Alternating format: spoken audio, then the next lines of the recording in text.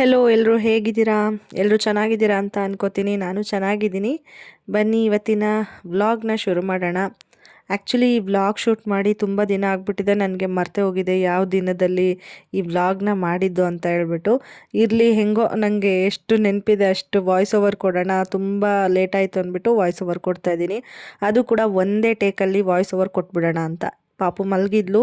Night time ನಾನು actually voice over ಕೊಡ್ತಾ ಇರೋದು. ಡೇ ಟೈಮ್ ಆಗೋದೇ ಇಲ್ಲ. ನೈಟ್ ಟೈಮು ತುಂಬ ಸ್ಟ್ರೈನ್ ಆಗಿರುತ್ತೆ. ಸದ್ಯ ಬೆಳಗ್ಗೆ ಎಡಿಟ್ ಮಾಡ್ಕೊಳ್ಳೋಣ ಅಂತ ಮಲಗಿ ಅದೇ ಥರ ಅದನ್ನು ಮುಂದೂಡ್ಕೊಂಡು ಬಂದು ಇಷ್ಟು ದಿನ ಆಗೋಯ್ತು. ಇವತ್ತು ಆ್ಯಕ್ಚುಲಿ ಫಸ್ಟ್ ಫ್ಲೋರ್ದು ನಿಂಟ್ಲು ಹಾಕ್ತಾರೆ ಅಂತಾರಲ್ಲ, ಸಜ್ಜಾ ನಿಂಟ್ಲು ಎಲ್ಲ, ಅದನ್ನು ಸ್ಟಾರ್ಟ್ ಮಾಡಿದ್ದಾರೆ. ಬಂದು ಆಲ್ರೆಡಿ ಕೆಲಸ ಶುರು ಆಗಿದೆ. ಅಲ್ಲಿ ಹೋಗಿ ಕೂಡ ವಿಡಿಯೋ ಮಾಡಿದ್ದೀನಿ. ಇದೇ ವಿಡಿಯೋದಲ್ಲಿ ಆ್ಯಡ್ ಮಾಡ್ತೀನಿ, ನೋಡ್ಬೋದು ನೀವು. ಪಾಪುಗೆ ಜುಟ್ಟು ಹಾಕಿದ್ದೆ. ಸ್ವಲ್ಪ ಎಲ್ಲ ಕೂದಲು ಬರ್ತಿದೆಯಲ್ಲ ಅಂತ ಹೇಳ್ಬಿಟ್ಟು. ಅವಳು ಗೊತ್ತಲ್ಲ, ಮಕ್ಕಳುಗಳು ಹಾಕ್ಸ್ಕೊಳ್ಳಲ್ಲ ಜಾಸ್ತಿ ಹೊತ್ತು, ನೆನಪಾಗಿದ್ದ ತಕ್ಷಣ ಕಿತ್ತಾಕ್ಬಿಡ್ತಾರೆ. ಅದೇ ಥರ ಮಾಡಿಬಿಟ್ಟು ಅದು ಹಾಗೇ ಉಳ್ಕೊಂಡಿದೆ. ಇನ್ನೂ ಸ್ವಲ್ಪ ಬರಬೇಕು ಅವಳಿಗೆ ಕೂದಲು, ಆಗ ಕರೆಕ್ಟಾಗಿ ಕೂತ್ಕೊಳ್ಳುತ್ತೆ. ಇವಾಗ ಸುತ್ತ ಇರೋ ಕೆಳಗಡೆ ಇರೋ ಕೂದಲೆಲ್ಲ ಸಿಕ್ಕೋದಿಲ್ಲ. ಅದಕ್ಕೇ ನಾನು ಜಾಸ್ತಿ ಹಾಕೋದಕ್ಕೆ ಹೋಗೋದಿಲ್ಲ. ಅವಳು ಕಿತ್ತಾಕ್ತಾಳಲ್ಲ ಅಂದ್ಬಿಟ್ಟು ಹಾಕೋದೇ ಇಲ್ಲ ನಾನು. ಹಾಗೆ ಬಾಚ್ತೀನಿ. ಬಾಚಿದ್ರೂ ಕೂಡ ಅವಳಿಗೆ ನೀಟಾಗಿ ಸೆಟ್ ಆಗೋದಿಲ್ಲ. ನೀವು ನೋಡ್ತೀರಾ ಅವಳ ಕೂದಲು ಸ್ವಲ್ಪ ರಫ್ ಇದೆ ಅವಳಿಗೆ. ಅದಕ್ಕೆ ಅವ್ರ ಅಪ್ಪನ ಥರ ಕೂದಲು ಅವಳಿಗೆ, ಕರ್ಲಿ ಹೇರ್ಸು. ಅಂದರೆ ಫುಲ್ ಕರ್ಲಿನೂ ಇಲ್ಲ, ಫುಲ್ ಸ್ಟ್ರೈಟು ಇಲ್ಲ, ಆ ಥರ ಒಂಥರ ಕೂದಲು ಅವಳಿಗೆ. ಇನ್ನು ಸ್ವಲ್ಪ ಬೆಳೆದ್ಬಿಟ್ರೆ ಸರಿ ಹೋಗುತ್ತೆ. ಯಾಕೆಂದರೆ ಅವಳಿಗೆ 6 ಮಂತ್ಸ್ ಆ ಥರ ಎಲ್ಲ ಇದ್ದಾಗ ಬೆಳೆದಿತ್ತು, ಜುಟ್ಟು ಹಾಕ್ತಿದೆ, ಚೆನ್ನಾಗಿ ಕಾಣಿಸ್ತಾ ಇದ್ಲು. ಅದಕ್ಕೆ ಇವಾಗ ನೇಲ್ಸ್ ಕಟ್ ಮಾಡೋಣ ಅಂತ ಹೇಳ್ಬಿಟ್ಟು ಕಟ್ ಮಾಡ್ತಾಯಿದ್ದೀನಿ. ಹಾಗೆ ಬಿಟ್ಟರೆ ಗೊತ್ತಲ್ಲ, ಮಕ್ಕಳು ಕಚ್ಚೋದು, ಗಿಂಟೋದು, ಮತ್ತು ಒಡೆಯೋದು, ಪರ್ಚೋದು ಎಲ್ಲ ಮಾಡ್ತಾರೆ ಈ ಏಜಲ್ಲಿ. ಅದರಲ್ಲೂ 2 to 3 years ಇರೋ ಮಕ್ಕಳು ಆಲ್ಮೋಸ್ಟ್ ಎಲ್ಲರೂ ಮಾಡ್ತಾರೆ ಅಂತಲೇ ಅನ್ಕೋತೀನಿ. ಕೆಲವು ಮಕ್ಕಳು ಸ್ವಲ್ಪ ಸೈಲೆಂಟಾಗಿರ್ತಾರೆ. ಇವಳು ಸ್ವಲ್ಪ ರೌಡಿಸಮ್ ಮಾಡ್ತಾಳೆ ಅವಾಗವಾಗ ಎಲ್ಲರ ಮೇಲೂ. ಅದಕ್ಕೇ ನೇಲ್ಸ್ ಕಟ್ ಮಾಡ್ತಾಯಿದ್ದೀನಿ. ಬರ್ಡೇ ಬೇರೆ ಹತ್ರ ಬರ್ತಾಯಿದೆ ಅಲ್ವಾ, ಆವತ್ತಿನ ದಿನ ಕಟ್ ಮಾಡೋಕ್ಕಾಗಲ್ಲ. ಆಮೇಲೆ ವಾರ ಶುಕ್ರವಾರ, ಮಂಗಳವಾರ ಆ ಥರ ಎಲ್ಲ ಬಂದುಬಿಡುತ್ತೆ ಅಂದ್ಬಿಟ್ಟು. ಇದು ಮೇ ಬಿ ಅದು ಯಾವುದೋ ವಾರ ಆಗಿರಲ್ಲ ಅನ್ಕೋತೀನಿ, ಅದಕ್ಕೆ ಕಟ್ ಮಾಡ್ತಾಯಿದ್ದೀನಿ. ಮತ್ತು ಇನ್ನೊಂದು ರಿಕ್ವೆಸ್ಟು, ನೀವು ಯಾರಾದರೂ ನನ್ನ ಚಾನಲ್ನ ಸಬ್ಸ್ಕ್ರೈಬ್ ಮಾಡ್ಕೊಳ್ದೆ ಎಲ್ಲ ವೀಡಿಯೋಸ್ನ ನೋಡ್ತಾಯಿದ್ರೆ ಸಬ್ಸ್ಕ್ರೈಬ್ ಮಾಡಿಕೊಂಡು ಸಪೋರ್ಟ್ ಮಾಡಿ. ಆ್ಯಕ್ಚುಲಿ ತುಂಬ ಕಷ್ಟ ಅನಿಸುತ್ತೆ ವಿಡಿಯೋ ಎಡಿಟ್ ಮಾಡಿ ಹಾಕೋದಕ್ಕೆ. ಬಟ್ ಒಂದು ಪ್ಯಾಷನ್ ಒಂದು ಇದೆಯಲ್ಲ, ಅದನ್ನು ನಾನು ಕಂಟಿನ್ಯೂ ಮಾಡಬೇಕು ಅಂತ ಹೇಳಿ ನಾನು ಮತ್ತೆ ಕಮ್ ಬ್ಯಾಕ್ ಮಾಡಿದ್ದು. ಸ್ವಲ್ಪ ದಿನ ಸ್ಟಾಪ್ ಮಾಡಿದ್ದೆ, ಮತ್ತೆ ಕಮ್ ಬ್ಯಾಕ್ ಮಾಡಿದೆ. ನಿಮ್ಮ ಸಪೋರ್ಟ್ ಹಾಗೇ ಇರಲಿ ಅಂತ ಕೇಳ್ಕೊತೀನಿ. ಮುಂಚೆಲ್ಲ ಪರವಾಗಿಲ್ಲ ಅನ್ನೋ ಅಷ್ಟು ಸಪೋರ್ಟ್ ಸಿಗ್ತಾಯಿತ್ತು. ಇವಾಗ ಕಮ್ ಬ್ಯಾಕ್ ಮಾಡಿರೋದ್ರಿಂದ ವಿಡಿಯೋಸ್ ಪ್ರಾಪರಾಗಿ ಅಪ್ಲೋಡ್ ಮಾಡೋಣ ಅಂತ ಅನ್ಕೋತೀನಿ, ಆಗ್ತಾಯಿಲ್ಲ. ಆದರೂ ಇಲ್ಲ, ಈ ಸರಿ ಆ ಥರ ಪಾಸ್ ಜಾಸ್ತಿ ತೊಗೋಬಾರ್ದು ಅಂತ ಹೇಳ್ಬಿಟ್ಟು ನಾನು ಅವಾಗವಾಗ ವಿಡಿಯೋನ ಅಪ್ಲೋಡ್ ಮಾಡ್ತಾಯಿದ್ದೀನಿ. ಹಾಗಾಗಿ ಸಬ್ಸ್ಕ್ರೈಬ್ ಮಾಡ್ಕೊಂಡು ಸಪೋರ್ಟ್ ಮಾಡಿ. ಇದರಿಂದ ತುಂಬ ಅರ್ನ್ ಮಾಡ್ತೀನಿ, ಅದಕ್ಕೋಸ್ಕರ ವಿಡಿಯೋಸ್ ಮಾಡ್ತೀನಿ ಆ ಥರ ಎಲ್ಲ ಏನಿಲ್ಲ.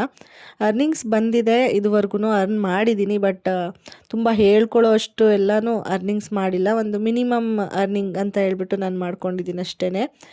ಬಟ್ ಅದೆಲ್ಲ ಅಷ್ಟು ಲೆಕ್ಕಕ್ಕೆ ಬರೋದಿಲ್ಲ. ನನಗೇನೆಂದರೆ ನನ್ನ ಲೈಫು ಅದು ಒಂದು ಮೆಮೊರಿಯಾಗಿ ಉಳ್ಕೊಳ್ಳುತ್ತೆ. ಇವಾಗ ನನ್ನ ಮಗಳಿದ್ದಾಳೆ, ಹಳೆ ವೀಡಿಯೋಸ್ ಎಲ್ಲ ನೋಡ್ತಾಯಿದ್ರೆ ತುಂಬ ಖುಷಿ ಅನಿಸುತ್ತೆ. ಅವಳು ಹೇಗಿದ್ಲು, ಕ್ಯೂಟಾಗಿದ್ಲು, ಎಲ್ಲ ಮೂಮೆಂಟ್ಸ್ನು ಕ್ಯಾಪ್ಚರ್ ಮಾಡಿಟ್ಟಿದ್ದು ಒಳ್ಳೆಯದೇ ಆಯಿತು ಅಂತ ಅನಿಸಿದ್ದು ಉಂಟು. ಹಾಗಾಗಿ ಮತ್ತೆ ನಾನು ಕಂಟಿನ್ಯೂ ಮಾಡ್ತಾಯಿದ್ದೀನಿ ಅಷ್ಟೇ. ಈ ಎಫರ್ಟಿಗೆ ನಾವು ಕೇಳೋದೇನೆಂದರೆ ಜಸ್ಟ್ ಸಬ್ಸ್ಕ್ರೈಬ್ ಮಾಡ್ಕೊಳ್ಳಿ ಮತ್ತು ಕಮೆಂಟ್ ಮಾಡಿ ಅಂತ ಕೇಳ್ತೀವಿ. ಅದರಲ್ಲಿ ತಪ್ಪಿಲ್ಲ ಅಂತ ಕೂಡ ಅನ್ಕೋತೀನಿ. ಸರಿ, ನನಗೆ ಡೆಂಟಲ್ ಕ್ಲಿನಿಕ್ ಅಪಾಯಿಂಟ್ಮೆಂಟ್ ಇತ್ತು. ಆಲ್ಮೋಸ್ಟ್ ತುಂಬ 1 ತಿಂಗಳು ಮೇಲಿಂದ ನಾನು ಡೆಂಟಲ್ ಕ್ಲಿನಿಕ್ಕಿಗೆ ಬರ್ತಾನೆ ಇದ್ದೀನಿ. ನಾನು ಕಮ್ ಬ್ಯಾಕ್ ಮಾಡೋಕ್ಕೆ ಮುಂಚೆ ಇಂದನೂ ಸ್ವಲ್ಪ ಜಾಸ್ತಿ ನನಗೆ ಪ್ರಾಬ್ಲಮ್ಸ್ ಎಲ್ಲ ಇತ್ತು. ಅದನ್ನೆಲ್ಲ ಮತ್ತು ಕ್ಯಾಪ್ ಎಲ್ಲ ಹಾಕ್ಸ್ಬೇಕಾಗಿತ್ತು. ಹಾಗಾಗಿ ನಮ್ಮ ಅತ್ತೆ ಮನೇಲಿ ಪಾಪ ಬಿಟ್ಬಿಟ್ಟು ಹೋಗಿದ್ದೆ. ಬಂದ ಮೇಲೆ ಮಲ್ಕೊಂಡ್ಲು, ನಾನೇ ಮಲಗಿಸ್ದೆ. ಮನೆಯೆಲ್ಲ ಹಿಂಗೆ ಆಟ ಸಾಮಾನೆಲ್ಲ ಅಂಡಿದ್ದಾಳೆ, ಅದನ್ನೆಲ್ಲ ಎತ್ತಿಡಬೇಕು. ನಾನು ಸಾಕಾಗಿತ್ತಲ್ಲ ಅಂದ್ಬಿಟ್ಟು ರೆಸ್ಟ್ ಮಾಡ್ತಾಯಿದ್ದೆ ಕೂತ್ಕೊಂಡು. ನಿದ್ದೆ ಏನು ಮಾಡಿಲ್ಲ, ನಿದ್ದೆ ಎಲ್ಲ ಬರೋದಿಲ್ಲ ಮಾರ್ನಿಂಗ್ ಟೈಮ್. ಅದೊಂದು ಕೆಟ್ಟ ಅಭ್ಯಾಸನೋ ಒಳ್ಳೆ ಅಭ್ಯಾಸನೋ ಗೊತ್ತಿಲ್ಲ. ಬಾಣಂತನದಲ್ಲಿ ನನಗೆ ಅದು ಹಿಂಸೆ ಆಗ್ತಿತ್ತು. ಬೆಳಗ್ಗೆ ಟೈಮ್ ನಿದ್ದೆ ಮಾಡೋಕ್ಕಾಗ್ತಿರ್ಲಿಲ್ಲ, ರಾತ್ರಿ ಹೊತ್ತು ಪಾಪು ನಿದ್ದೆ ಮಾಡೋಕ್ಕೆ ಬಿಡ್ತಿರ್ಲಿಲ್ಲ, ಹಂಗಾಗ್ತಿತ್ತು. ನಮ್ಮ ಮನೆಯವರು ಇವತ್ತು ನಿಂಟ್ಲು ಹಾಕ್ತಿದ್ರಿಂದ ಸ್ವಲ್ಪ ಬ್ಯುಸಿ ಇದ್ದರು. ಅದರಲ್ಲೂ ಮಧ್ಯದಲ್ಲಿ ಅವರೇ ಕರ್ಕೊಂಡು ಹೋಗಿದ್ರು ಡೆಂಟಲ್ ಕ್ಲಿನಿಕ್ಕಿಗೆ. 1/4 ಗಂಟೆ ಅಷ್ಟೇ, ತುಂಬ ಏನು ಟೈಮ್ ಆಗ್ತಿರಲಿಲ್ಲ. ಅದಕ್ಕೆ ಹೋಗಿ ಬಂದ್ವಿ. ಅವ್ರ ಪಾಡ್ಗೆ ಅವ್ರು ಕೆಲಸ ಮಾಡ್ಕೋತಾರೆ, ಏನು ಅಲ್ಲೇ ಇರಬೇಕು ಅಂತ ಏನಿಲ್ಲ. ಅವ್ರಿಗೆ ಏನು ಬೇಕು ಐಟಮ್ಸ್ ಅದನ್ನೆಲ್ಲ ತಂದು ಕೊಟ್ಬಿಟ್ರೆ ಅವರೇನು ನಮಗೆ ಜಾಸ್ತಿ ರಿಸ್ಕ್ ಕೊಡೋದಿಲ್ಲ, ಅವರೇ ಎಲ್ಲ ವರ್ಕ್ ಮಾಡ್ಕೊತಾರೆ. ಮತ್ತು ಇಲ್ಲೆಲ್ಲ ಕಬ್ಬನ್ನ ಮುಂಚೆನೇ ತರ್ಸಾಕ್ಬಿಟ್ಟಿದ್ವಿ ನಾವು, ಯಾಕೆಂದರೆ ಮೋಲ್ಡಿಗೆಲ್ಲ ಬೇಕಾಗುತ್ತೆ, ರೇಟ್ ಏನೋ ವೇರಿಯೇಷನ್ ಆಗುತ್ತೆ ಅಂತ ಒಂದು ಗೆಸ್ಸಲ್ಲಿ ನಮ್ಮ ಮನೆಯವರು ಎಲ್ಲ ತರಿಸಿದ್ರು. ನೋಡಿ ಈ ಥರ ಸಜ್ಜ ಎಲ್ಲ ಕಟ್ಕೊತಾ ಇದ್ದಾರೆ, ಕಟ್ಟಿದ್ದಾರೆ ಆಲ್ರೆಡಿ. ಅದಕ್ಕೆ ಇದು ಕಾಂಕ್ರೀಟ್ ಮಿಕ್ಸ್ ಮಾಡಿಬಿಟ್ಟು ಹಾಕೋದು, ಸೆಂಟ್ರಿಂಗ್ ಹೊಡಿಯೋದು. ಇವಾಗ ಟೀ ತೊಗೊಂಡು ಬರೋಣ ಅಂತ ಹೇಳ್ಬಿಟ್ಟು ಮನೆಗೆ ಬಂದೆ. ಬೆಳಗ್ಗೆದು ಕೊಟ್ಟಿದ್ದಾಗಿತ್ತು, ಈವ್ನಿಂಗ್ ಟೈಮ್ ಆಗೋಗಿತ್ತು. ಅಲ್ಲೇ ಫ್ಲಾಸ್ಕ್ ಇತ್ತು ಅಂದ್ಬಿಟ್ಟು ಅಲ್ಲಿಂದ ತೊಗೊಂಡು ಬಂದು ಎಲ್ಲ ವಾಶ್ ಮಾಡಿಬಿಟ್ಟು ಮತ್ತೆ ಟೀ ಮಾಡ್ಕೊಂಡು ತೊಗೊಂಡು ಹೋಗ್ಬೇಕೀಗ. ಆಮೇಲೆ ಲಾಸ್ಟ್ ಮೂಮೆಂಟಲ್ಲಿ ಹೋಗ್ಬೇಕಾದ್ರೆ ಒಂದಷ್ಟು ಆಟ ಸಾಮಾನೆಲ್ಲ ಎತ್ತಿಟ್ಟಿರಲಿಲ್ಲ ಇವಳ್ದು, ಅದನ್ನು ಎತ್ತಿಟ್ಬಿಡೋಣ ಅಂತ ಎತ್ತಿಡ್ತಾ ಇದ್ದೀನಿ. ಪಾಪುನ ನಾನು ಅಲ್ಲೇ ಬಿಟ್ಬಿಟ್ಟು ಬಂದಿದ್ದು. ಟೀ ಮಾಡಿಕೊಡೋ ಟೈಮ್ ಆಗಿಬಿಟ್ಟಿತ್ತು ಅಂದ್ಬಿಟ್ಟು ಬಂದುಬಿಟ್ಟೆ. ಮಲಗಿದಾಳಲ್ಲ, ಏನಕ್ಕೆ ಎತ್ಕೊಂಡು ಬರೋದು, ಎದ್ಮೇಲೆ ಬೇಕಾದರೆ ಕರ್ಕೊಂಡು ಬರೋಣ ಅಂತ. ಕೆಲವು ಸರಿ ಸುಮ್ಮನೆ ಆಟಾಡ್ತಾಳೆ ಎದ್ಮೇಲೆ, ಕೆಲವು ಸರಿ ಏನು ಮಾಡ್ತಾಳೆ ಅಂದರೆ ಅಮ್ಮ ಬೇಕು ಅಪ್ಪ ಬೇಕು ಅಂತ ಕೇಳ್ತಾಳೆ. ಇವಾಗ ಮಲ್ಕೋಬೇಕಾದ್ರೆ ನಾನು ಇದ್ದೆ ಅಲ್ವ, ಎದ್ದ ತಕ್ಷಣ ನನ್ನನ್ನು ಕೇಳ್ತಾಳೆ. ಅವ್ರ ಅಪ್ಪ ಇದ್ದರು ಇಫ್ ಇನ್ ಕೇಸ್ ಅಂದರೆ ಅವ್ರನ್ನ ಕೇಳ್ತಾಳೆ. ಆ ಥರ ಯಾರೂ ಇರಲಿಲ್ಲ, ನಮ್ಮ ಅತ್ತೆನೇ ಮಲಗಿಸಿದ್ರು ಅಂದರೆ ಅವಾಗ ಅಳೋದಿಲ್ಲ, ಸುಮ್ಮನೆ ಎದ್ಬಿಟ್ಟು ಆ ರೊಟೀನ್ಗೆ ಅಡ್ಜಸ್ಟ್ ಆಗಿಬಿಡ್ತಾಳೆ. ಆ ಥರ ಮಕ್ಕಳು ಮೆಮೊರಿ ಪವರ್ ಅಷ್ಟು ಇರುತ್ತೆ. ಇವಾಗೆಲ್ಲ ಸ್ವಲ್ಪ ಐಟಮ್ಸ್ ಇದನ್ನೆಲ್ಲ ಎತ್ತಿಟ್ಬಿಟ್ಟು ಟೀ ಮಾಡ್ಕೊಂಡು ಹೋಗಬೇಕು. ಇವಾಗ ತೋರಿಸ್ದೆ ನೋಡಿ, ಆ ಮೊಬೈಲ್ ಬಂದು ನಂದು ಹಳೆ ಮೊಬೈಲು, ಅದು ಆ ರೀತಿ ಆಗಿದೆ.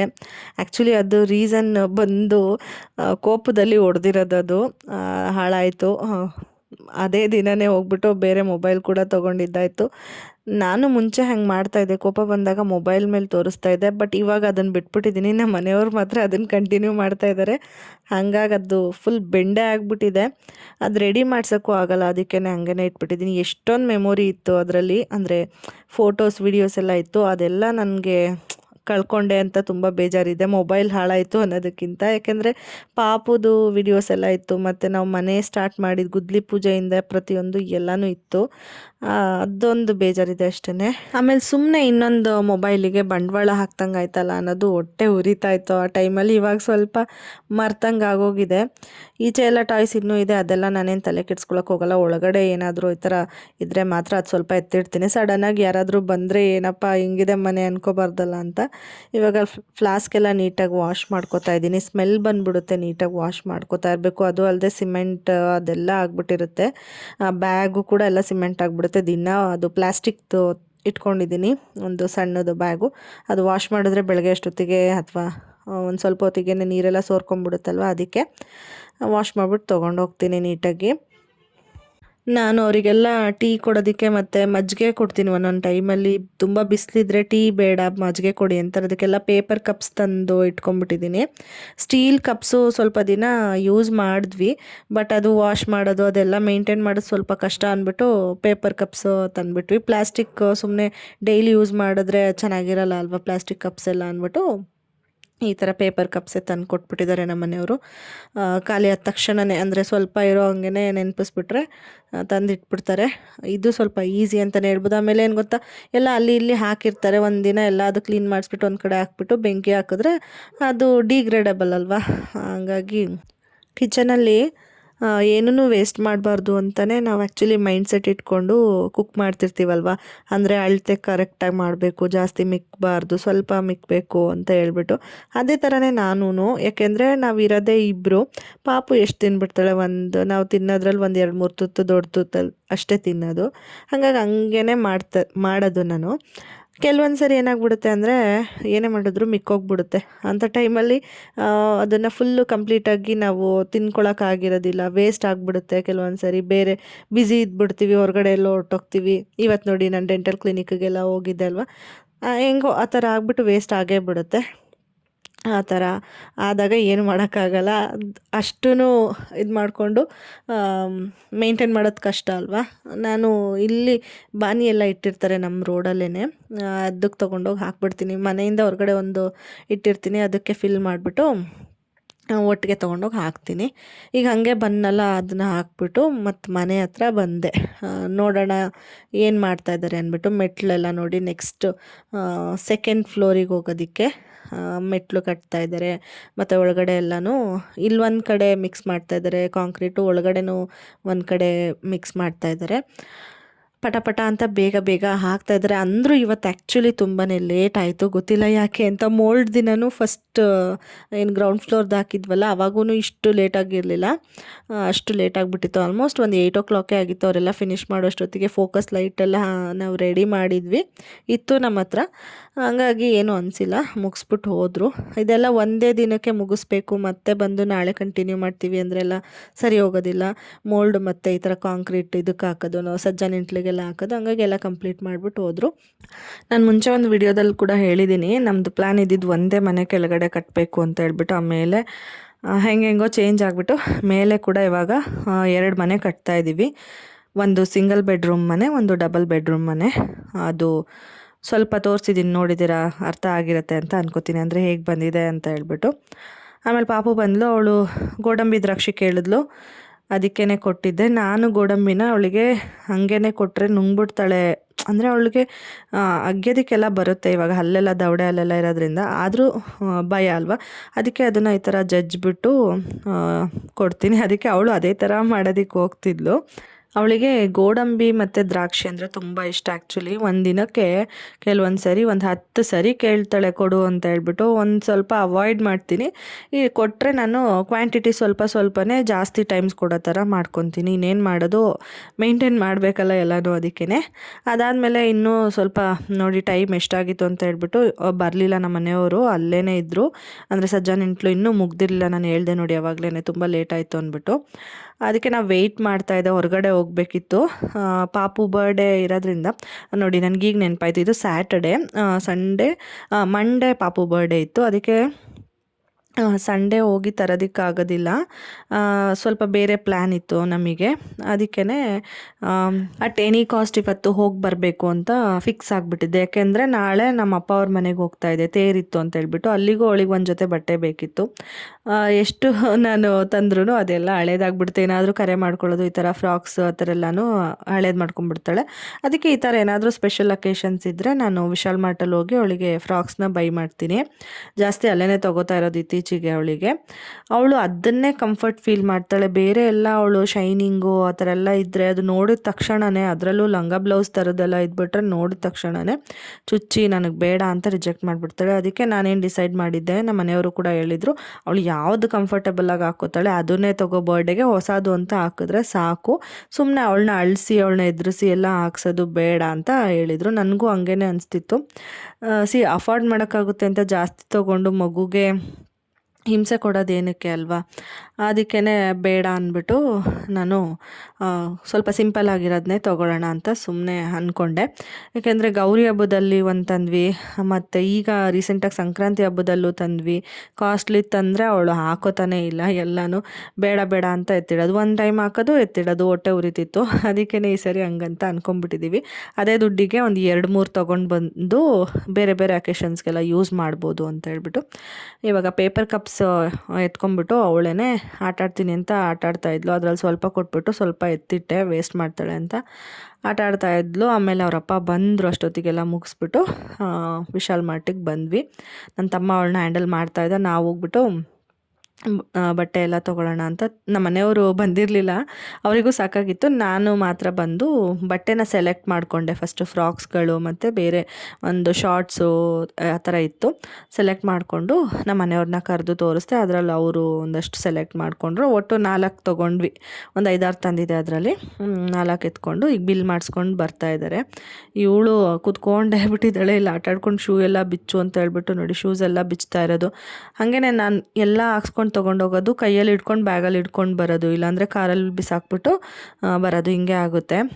ಏನು ಮಾಡೋಕ್ಕಾಗಲ್ಲ. ಸಡನ್ನಾಗಿ ಯಾರು ನೋಡಿದವರು ಏನು ಶೂಸ್ ಎಲ್ಲ ಹಾಕೋದೇ ಇಲ್ವೇನೋ, ಇವರು ಟೋಪಿ ಎಲ್ಲ ಹಾಕೋದೇ ಇಲ್ವೇನೋ ಮಗುಗೆ ಅಂತ ಅನ್ಕೋಬೇಕು. ಅದಾದಮೇಲೆ ಸುಮ್ಮನೆ ಹಂಗೆ ಲೈಟಾಗಿ ಸ್ನ್ಯಾಕ್ಸ್ ತಿನ್ನೋಣ ಅಂದ್ಬಿಟ್ಟು ಬಂದ್ವಿ ಇಲ್ಲಿಗೆ. ಇಲ್ಲಿ ಚೆನ್ನಾಗಿ ಅನಿಸುತ್ತೆ ಟೇಸ್ಟ್ ಅಂತ ಹೇಳ್ಬಿಟ್ಟು ಅವಾಗವಾಗ ಬರ್ತೀವಿ. ನನಗೇನಾದರೂ ಈ ಪಾನಿಪುರಿ, ಗೋಬಿ ಮಂಚೂರಿ ಎಲ್ಲ ತಿನ್ನೋಕೆ ಇಷ್ಟ ಇಲ್ಲ ಅಂದಾಗ ಇಲ್ಲಿಗೆ ಬರೋದು. ನಿಪ್ಪಟ್ಟು ಮಸಾಲ ಮತ್ತು ಬೋಟಿ ಮಸಾಲ ಅಂತ ಹೇಳ್ಬಿಟ್ಟು, ಮತ್ತು ಟೊಮ್ಯಾಟೊ ಸ್ಲೈಸ್ ಆ ಥರ ಎಲ್ಲ ಸಿಗುತ್ತೆ. ಅದನ್ನೆಲ್ಲ ತಿಂದ್ಬಿಟ್ಟು ಹಂಗೆ ಅಪೋಲೋ ಫಾರ್ಮಸಿಲಿ ಇವಳಿಗೆ ಸ್ವಲ್ಪ ಡೈಪರ್ ಎಲ್ಲ ಪರ್ಚೇಸ್ ಮಾಡಬೇಕಾಗಿತ್ತು. ಮತ್ತು ನಂದಿನಿ ಪಾರ್ಲರಲ್ಲೂ ಕೂಡ ಸ್ವಲ್ಪ ಪರ್ಚೇಸ್ ಮಾಡಬೇಕಾಗಿತ್ತು. ಅದನ್ನೆಲ್ಲ ತೊಗೊಂಡು ಮನೆಗೆ ಹೊರಟ್ವಿ. ಆಲ್ಮೋಸ್ಟ್ ಲೇಟ್ ನೈಟೇ ಆಗೋಯ್ತು ನಾವು ಎಲ್ಲ ಮುಗಿಸ್ಕೊಂಡು ಹೋಗೋಷ್ಟೊತ್ತಿಗೆ. ಐಸ್ ಕ್ರೀಮ್ ಏನೋ ನೋಡ್ತಾಯಿದ್ರು ಅನಿಸುತ್ತೆ ಅವರಪ್ಪ. ನೋಡಿ ಇಷ್ಟೊತ್ತಾಗಿದೆ. ಬಂದ ತಕ್ಷಣವೇ ಅವಳು ಮಲ್ಕೊಂಬಿಟ್ಲು. ನಿದ್ದೆ ಬಂದುಬಿಟ್ಟಿತ್ತು ಅವಳಿಗೆ. ನಾನು ಅಡುಗೆ ಎಲ್ಲ ಮಾಡಿಟ್ಬಿಟ್ಟು ಹೋಗಿದ್ದೆ. ಹಂಗಾಗಿ ನನಗೇನು ಅಷ್ಟೊಂದು ರಿಸ್ಕ್ ಅನಿಸಿಲ್ಲ. ಬಂದ ತಕ್ಷಣ ಊಟ ಮಾಡಿಸ್ಬಿಟ್ಟು ಅವಳನ್ನ ಮಲಗಿಸ್ಬಿಟ್ಟಿದ್ದೀನಿ. ಇವಾಗ ನಾನು ನಾಳೆಗೆ ಪ್ರಿಪ್ರೇಷನ್ಸ್ ಮಾಡ್ಕೋಬೇಕು, ಅಂದರೆ ಬೇಗ ಹೋಗಬೇಕು ಅಂತ ಅಂದ್ಕೊಂಡಿದ್ದೀವಿ. ಹಾಗಾಗಿ ನೈಟೇ ಸ್ವಲ್ಪ ಎಲ್ಲನೂ ರೆಡಿ ಮಾಡ್ಕೋಬೇಕು. ಅಂದರೆ ಬಟ್ಟೆ ನಾನು ಯಾವ್ದು ಅವಳಿಗೆ ಹಾಕಬೇಕು ಡಿಸೈಡ್ ಮಾಡ್ಕೋಬೇಕಲ್ವ. 3-4 ಇದೆ. ಬರ್ಡೇಗೆ ಯಾವ್ದು ಹಾಕಬೇಕು, ನಾಳೆ ಯಾವ್ದು ಹಾಕಬೇಕು, ಬರ್ಡೇ ಮಾರ್ನಿಂಗೆ ಯಾವ್ದು ಹಾಕಬೇಕು ಅಂತ ಅದನ್ನೆಲ್ಲ ಯೋಚನೆ ಮಾಡ್ತಾಯಿದ್ದೆ. ಮತ್ತು ಇದು ನಾನು ಇವಳಿಗೆ ಎಲ್ ಸೈಜ್ ಯೂಸ್ ಮಾಡ್ತಾಯಿದ್ದೀನಿ ಪ್ಯಾಂಪರ್ಸು. ನೈಟ್ ಟೈಮ್ ಅಷ್ಟೇ ಯೂಸ್ ಮಾಡೋದು. ಅದು ಸ್ವಲ್ಪ ದಿನ ಬಿಟ್ಬಿಟ್ಟಿದ್ದೆ, ಮತ್ತು ಸ್ವಲ್ಪ ದಿನ ಇವಾಗ ಮತ್ತೆ ಯೂಸ್ ಮಾಡ್ತಾಯಿದ್ದೀನಿ. ಆದರೂ ಮಧ್ಯದಲ್ಲಿ ಒಂದೊಂದು ಸರಿ ಬ್ರೇಕ್ ಕೊಟ್ಬಿಡ್ತೀನಿ. ಅವಾಗ ಏನಂದರೆ ನನಗೆ ಅವಳೇನಾದರೂ ಬೆಡ್ ವೆಟ್ ಮಾಡಿಕೊಂಡ್ರೆ ನನಗೆ ಸ್ವಲ್ಪ ರಿಸ್ಕ್ ಆಗುತ್ತೆ. ಪದೇ ಪದೇ ಬೆಡ್ ಸ್ಪ್ರೆಡ್ ಎಲ್ಲ ಚೇಂಜ್ ಮಾಡಬೇಕು ಅಂತ ನಾನು ಯಾವುದಕ್ಕೂ ಇರಲಿ ಅಂತ ಹಾಕ್ಬಿಡ್ತೀನಿ. ಸ್ವಲ್ಪ ಇನ್ನೂ ಚಿಕ್ಕವಳಲ್ವ, ಟೈಮ್ ಇದೆ ಅಂತ ಅಂದ್ಕೊಂಡು. ಮತ್ತು ಡೈಪರೆಲ್ಲ ಮಧ್ಯೆ ಕಟ್ ಮಾಡಿ ಓಪನ್ ಮಾಡಿಟ್ಟೆ, ಈಸಿಯಾಗಿ ತೊಗೋಬೋದು ಅಂತ ಹೇಳ್ಬಿಟ್ಟು. ಆಮೇಲೆ ಇವಾಗ ಫ್ರಾಕ್ಸ್ಗಳೆಲ್ಲ ಟ್ಯಾಗ್ ಎಲ್ಲ ಇರುತ್ತಲ್ಲ, ರೇಟ್ಸ್ ಎಲ್ಲ ಇರೋದು, ಅದನ್ನೆಲ್ಲನೂ ಕಟ್ ಮಾಡಿ ಇಟ್ಬಿಡ್ತಾಯಿದ್ದೀನಿ. ನಾಳೆ ಬೆಳಗ್ಗೆ ಹರಿಬರಿಲಿ ಏನೂ ಆಗೋದಿಲ್ಲ ಅಂತ ಹೇಳ್ಬಿಟ್ಟು. ಹಾಗೂ ಅವಳು ಮಲಗಿಸೋವಾಗ ನಾನೇನು ಒಂದು ಪೋನಿ ಟೈಲ್ ಹಾಕಿದೆ, ಅದೂ ಈ ಥರ ಆಗಿದೆ. ಅದನ್ನು ಸರಿ ಮಾಡ್ಕೋತಾ ಇಲ್ಲ ನಾನು. ಅಷ್ಟು ಬೇಗ ಬೇಗ ಕೆಲಸ ಮುಗಿಸ್ಬೇಕು ಅನ್ನೋದೇ ನನ್ನ ಕಾನ್ಸಂಟ್ರೇಷನ್ನು. ಸ್ಯಾರಿ ಎಲ್ಲ ತೆಗೆದು ಇಟ್ಬಿಟ್ಟಿದ್ದೆ. ಡಿಸೈಡ್ ಮಾಡ್ತಾಯಿದ್ದೆ ಫ್ರಾಕ್ಸ್ಗಳು ಮತ್ತು ಇದನ್ನೆಲ್ಲ ಯಾವಾಗ ಹಾಕೋದು ಅಂತ ಹೇಳ್ಬಿಟ್ಟು. ನೋಡಿ, ಇದು ಯೆಲ್ಲೋ ಕಲರ್ದೇನಿದೆ ಇದನ್ನು ಬರ್ಡೇ ಮಾರ್ನಿಂಗ್ ಹಾಕೋಣ. ವೈಟು ಬರ್ಡೇ ದಿನ ಫುಲ್ಲು, ನಾಳೆ ಹಾಕೋಣ ತೇರಿಗೆ, ನಮ್ಮಮ್ಮವ್ರ ಮನೆ ತೇರಿಗೆ. ಆಮೇಲೆ ಬರ್ಡೇ ದಿನಕ್ಕೆ ಒಂಥರ ಗ್ರೀನ್ ಕಲರ್ದಿದೆ, ಅದು ಹಾಕೋಣ. ಇನ್ನೊಂದು ಬ್ಲೂ ಕಲರ್ದು ಇರುತ್ತೆ, ಇರಲಿ ಅದೊಂದು ಎಕ್ಸ್ಟ್ರಾ ಅಂತ ಅಂದ್ಬಿಟ್ಟು ಅಂದ್ಕೊಂಡು ಎಲ್ಲನೂ ಜೋಡಿಸ್ಕೊತಾ ಇದ್ದೀನಿ. ಜಾಸ್ತಿ ಲಗೇಜೆಲ್ಲ ಏನೂ ಇಲ್ಲ. ಹೀಗೆ ಹೋಗಿ ಬರೋದಷ್ಟೇ. ಅಂದರೆ ಬೆಳಗ್ಗೆನೇ ಹೋಗ್ಬಿಟ್ಟು ಸಂಜೆ ಅಷ್ಟರೊಳಗಡೆ ಅಥವಾ ಮಧ್ಯಾಹ್ನದಷ್ಟರೊಳಗಡೆ ರಿಟರ್ನ್ ಬರೋಣ ಅಂತ. ಏಕೆಂದರೆ ಸಜ್ಜನ ಇಂಟ್ಲೆಲ್ಲ ಇವತ್ತು ಹಾಕಿದ್ದಾರೆ, ಕ್ಯೂರಿಂಗ್ ಮಾಡಬೇಕು. ಮಾರ್ನಿಂಗ್ ಕ್ಯೂರಿಂಗ್ ಮಾಡಿಬಿಟ್ಟು ಹೋದರೆ ಮತ್ತೆ ಬಂದು ಇನ್ನೊಂದು ಸರಿ ಕ್ಯೂರಿಂಗ್ ಮಾಡೋಕ್ಕೆ ಸರಿ ಹೋಗುತ್ತೆ ಅಂತ ಹೇಳ್ಬಿಟ್ಟು ಪ್ಲ್ಯಾನ್ ಮಾಡಿದ್ದು ಅಷ್ಟೇ. ಇವಾಗ ನಾನು ಹೋಗಿ ಮಲ್ಕೊತೀನಿ. ಆ್ಯಂಡ್ ಈ ವ್ಲಾಗ್ ಕೂಡ ಇಲ್ಲಿಗೆ ಮುಗಿಸ್ತೀನಿ. ನಿಮಗೆ ವ್ಲಾಗ್ ಇಷ್ಟ ಆಗಿದೆ ಅಂತ ಅನ್ಕೋತೀನಿ. ಇದಾದಮೇಲೆ ನೆಕ್ಸ್ಟು ಅಮ್ಮನ ಮನೆಗೆ ಹೋಗಿದ್ದಿದ್ದೆಲ್ಲ ಇನ್ಸ್ಟಾದಲ್ಲಿ ವೀಡಿಯೋಸ್ ಶೇರ್ ಮಾಡ್ಕೊಬಿಟ್ಟಿದ್ದೀನಿ ಆಗಲೇ. ನೋಡಿಲ್ಲ ಅಂದರೆ ಅಲ್ಲಿ ಕೂಡ ಹೋಗಿ ನೋಡಿ. ಇನ್ಸ್ಟಾಗ್ರಾಮ್ ಲಿಂಕು ಡಿಸ್ಕ್ರಿಪ್ಷನ್ ಬಾಕ್ಸಲ್ಲಿ ಕೊಟ್ಟಿರ್ತೀನಿ. ಹಾಗೆ ವಿಡಿಯೋ ನೋಡಿಬಿಟ್ಟು ಸಬ್ಸ್ಕ್ರೈಬ್ ಮಾಡ್ಕೊಳ್ಳಿ. ಇಷ್ಟ ಆದರೆ ಲೈಕ್ ಮಾಡಿ, ಕಮೆಂಟ್ ಮಾಡಿ. ಮತ್ತು ನೆಕ್ಸ್ಟ್ ವ್ಲಾಗಲ್ಲಿ ಸಿಗೋಣ. ಓಕೆನಾ? ಬಾಯ್.